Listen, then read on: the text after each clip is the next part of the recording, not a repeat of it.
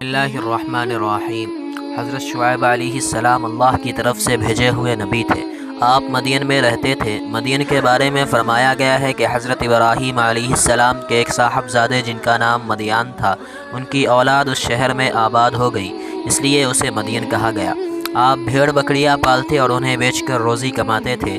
آپ اللہ کی عبادت میں رات دن مصروف رہتے، لوگوں میں تبلیغ کرتے۔ حضرت شعیب علیہ السلام کی قوم میں بہت سی برائیاں تھیں۔ وہ جھوٹ بولتے، لوگوں کا حق غصب کرتے، کمزوروں کا مال چھین کر اپنا پیٹ بھرتے، بتوں کی پوجا کرتے، زمین پر فساد برپا کرتے، ناپ تول میں کمی کرتے۔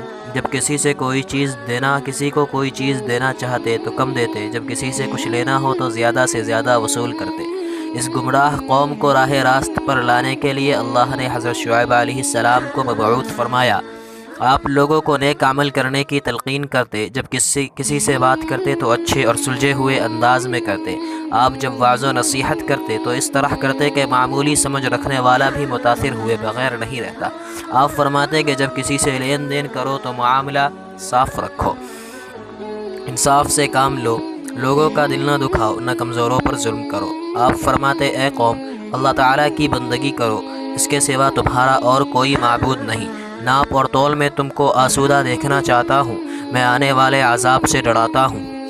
قوم کے سردار آپ سے کہنے لگے اے شعیب، مال ہمارا ہے، چاہے ہم تول میں کم کریں یا زیادہ، یہ ہماری مرضی ہے، تم کو ہمارے ناپ تول سے کیا کام؟ تم ہمارے معاملے میں کیوں دخل دیتے ہو؟ ہم جو کچھ کرتے ہیں اپنی سمجھ سے کرتے ہیں، یہ ہماری تجارت ہے۔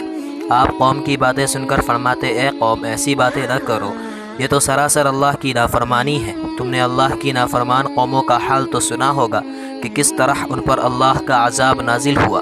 قوم ہود، قوم نوح، قوم صالح، قوم لوط کا گزرا ہوا زمانہ ہم سے دور نہیں ہے۔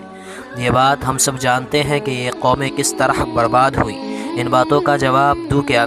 ان قوموں نے سچائی کو نہیں ٹھکرایا تھا، کیا ان پر اللہ کا عذاب نہیں آیا تھا؟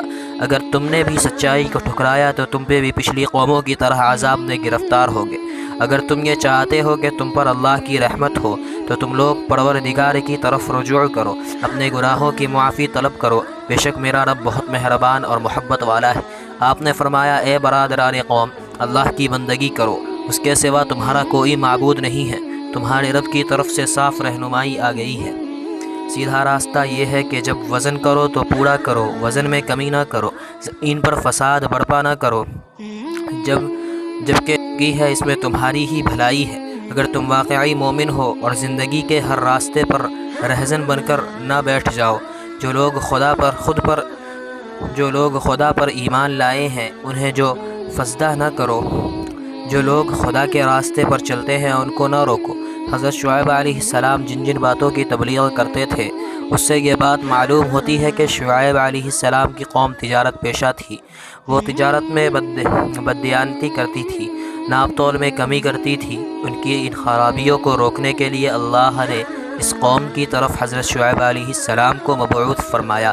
قوم کے سردار حضرت شعیب علیہ السلام کے دشمن بن گئے تھے، انہیں اپنی سرداری پر گھمنڈ تھا۔ آپ کی تبلیغ کے جواب میں سردار کہتے کہ ہم تجھے اور ان لوگوں کو جو تجھ پر ایمان لائے ہیں اپنی بستی سے نکال دیں گے۔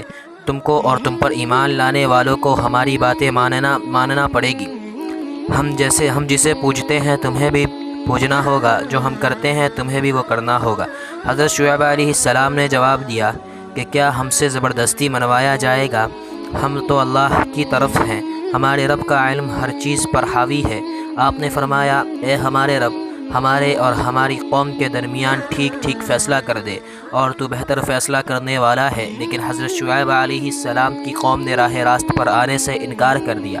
سردار آپس میں ایک دوسرے سے کہنے لگے کہ اگر ہم میں سے کوئی بھی شعیب کی پیروی کرے گا تو ہم برباد ہو جائیں گے۔ چنانچہ قوم نے آپ کی باتوں کو جھٹلایا۔ حضرت شعیب علیہ السلام قوم کے رویہ سے مایوس ہو گئے اور یہ کہتے ہوئے بستی سے نکل گئے کہ اے برادران قوم، میں نے اپنے رب کے پیغامات تم تک پہنچا دیے ہیں اور تمہاری خیر خواہی کا حق ادا کیا۔ اس کے بعد ان پر اللہ کا عذاب آیا، ایک دل ہلا دینے والی آفت نے ان کو آ لیا اور وہ اپنے گھروں میں اوندھے پڑے رہ گئے۔